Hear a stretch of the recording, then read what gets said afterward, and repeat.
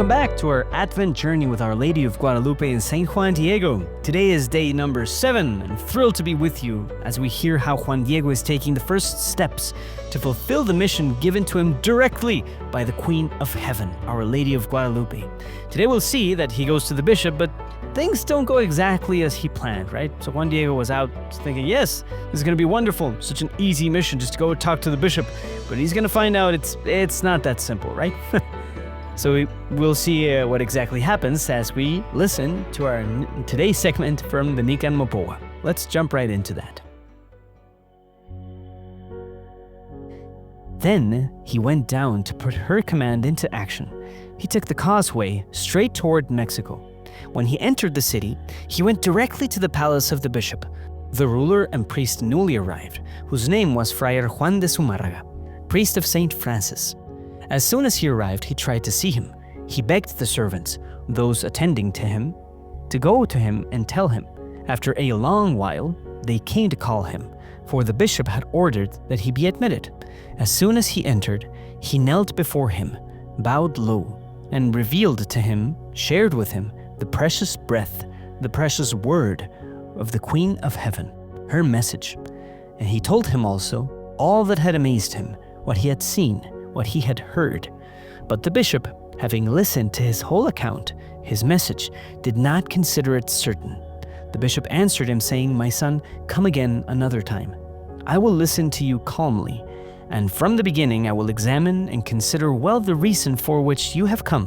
What is your will? What is your desire?" He left, saddened because his mission was not at once fulfilled. And later, as the day drew to its close, he went straight back to the summit of the little hill.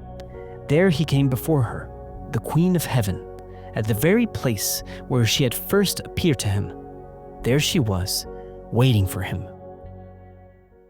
Now just imagine being in Juan Diego's shoes. You just met the Mother of God. She sends you on this mission to build this beautiful temple. You go to the bishop, but they don't want to let you in. So they make you wait. A lot, probably hours. You're there waiting, and then you go before the bishop, finally. So you bow down with all this reverence. Just a side note, Juan Diego was from this culture where priests had a governing position. So in the Aztec worldview, the priests were the highest in the hierarchical pyramid. They were the top social members, the elite. So Juan Diego would naturally be intimidated by this presence of this governing priest.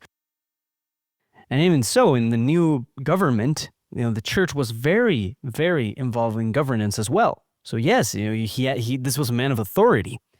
But when he meets him, he tells him everything, and the bishop just says, "Hey, come back some other time. I will listen to you from the beginning, but good luck, kid." So Juan Diego would naturally feel a bit overwhelmed.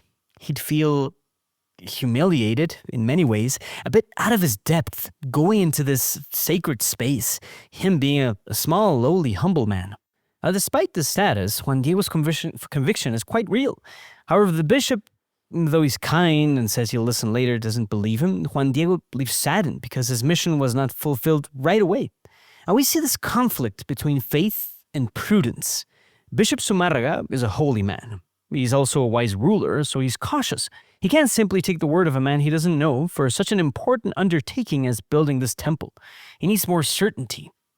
But Juan Diego is not deterred. He doesn't give up and say, "Well, I tried." Instead, as the day is ending, he returns to the hill of Tepeyac to report back to the one who sent him. Now, this is a profound moment of humility and fidelity. He doesn't complain to Our Lady or question her command, as we will listen to in the following days. He just simply returns and says, "Here I am. This is what happened." The Queen of Heaven was there, waiting for him. This experience of initial rejection, followed by a faithful return, reminds us that our obedience to God's call is not necessarily met with immediate success or a confirmation from the world. Sometimes, like Juan Diego, we have to endure the sadness and initial failure. But our faith and confidence has to rest only in the one who sent us. Just think about the lives of every saint. It's kind of like the same story, right? They receive this great calling, and they may struggle a lot, maybe for years, until finally they might or not see some fruit for their mission. Now today let's reflect where we encounter obstacles in fulfilling God's will. Where in my life have I been trying to fulfill a mission from God, only to be met with initial disbelief, rejection, or delay. Think about something like what you do in ministry, a family decision, or a personal vocation you're called to, but you experience this resistance, this rejection. Am I tempted to abandon that mission when it's not fulfilled at once? And do I imitate, or can I imitate, Juan Diego's fidelity by returning straight to the source, returning to Christ, to Our Lady in prayer, to report what happened and receive some new instructions or new encouragement? Take a moment to pray today about one specific mission you believe God has given you. And if you've met resistance, lay that disappointment before the Lord and ask for the grace to return with Juan Diego's humility to the presence of the Queen of Heaven, to wait for the next step, wait for further instructions. And I think we can all learn a little bit from that humility, and whenever there's rejection, just go back to the source. Thank you for accompanying us today in this Advent journey with Our Lady of Guadalupe, and we will see you tomorrow. God bless.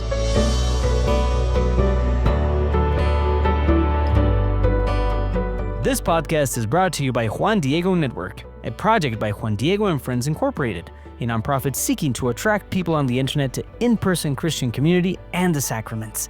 Visit JuanDiegoandFriends.com to check out our other missionary initiatives.